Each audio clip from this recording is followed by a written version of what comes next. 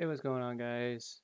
Poison Rain here, and welcome to an introductory to what will basically become filler videos whenever I run out of ideas or projects that I can show you guys. I will be doing uh, flying machine timing chains. So basically, how these or what these are useful for is um, you can have them set up to be a precise velocity sideways. That way you can have a flying machine that goes an exact amount of blocks per second that you need it to go. I'll tell you how to calculate it and how it's all figured out, but first I'm going to go over some basics on how the timings were obtained. So we're going to start at 4 ticks, which I used for bulk amounts of redstone ticks. So for a 4 tick chain, you can either do a redstone block with a piston, or you can just do a pulling extension, which is 4 ticks for it to run. Then you've got something more precise, which is 2 ticks, which is this. It's basically just a pushing extension. And the reason why, even though the piston fires and retracts in the same amount of time this does, it takes 2 less ticks for it to actually just push a block. This, let's see, took a bit, and that did not take too terribly long. Now, for 1 tick, it's a sticky piston with a redstone block next to it. You'll be able to see it better with this. It takes 2 ticks to extend, but only 1 tick to retract. This is redstone ticks, not game ticks, of course, because I do not work with game ticks. They're not useful for me in the world of slimestone. But yeah, so that's 1. And you cannot obtain 1 with a piston because the extension process would take 2 ticks. It has to first update to realize that it's powered. Then in 1 tick it'll do that because it had just been moved. But in the next tick it'll finally extend, meaning it's 2 ticks. This over here is a curious one, and it is the closest we can get in Bedrock Edition to instant wire. Basically, it uses push limit to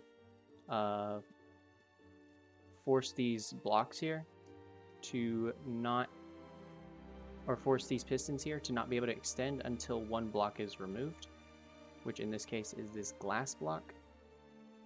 And then when this gets removed, it'll move forward. This will get removed, get moved forward, and so on.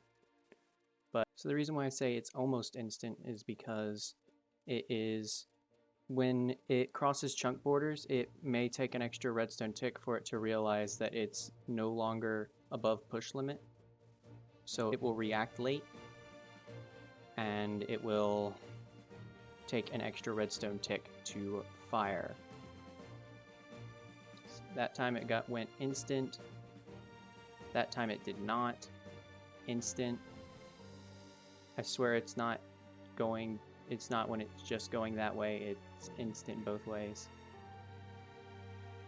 There we go. I don't know who discovered this, but I wasn't the one who discovered it. Now that that's covered, let's go over how to get a lateral velocity. Lateral velocity just meaning how fast across the machine does it run. So how we figure that out is we figure out the modular length, which in this case, a module goes from this sticky piston here to this redstone block here. And as long as this stays constant throughout the machine, it will be the correct velocity.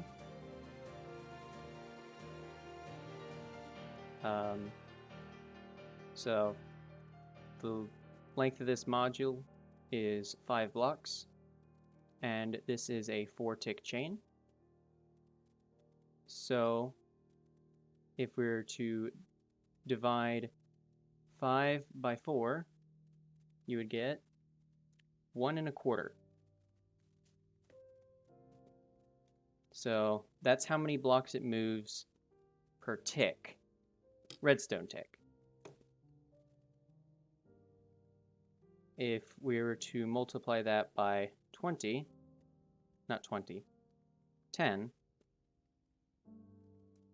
we would get 12 1/2.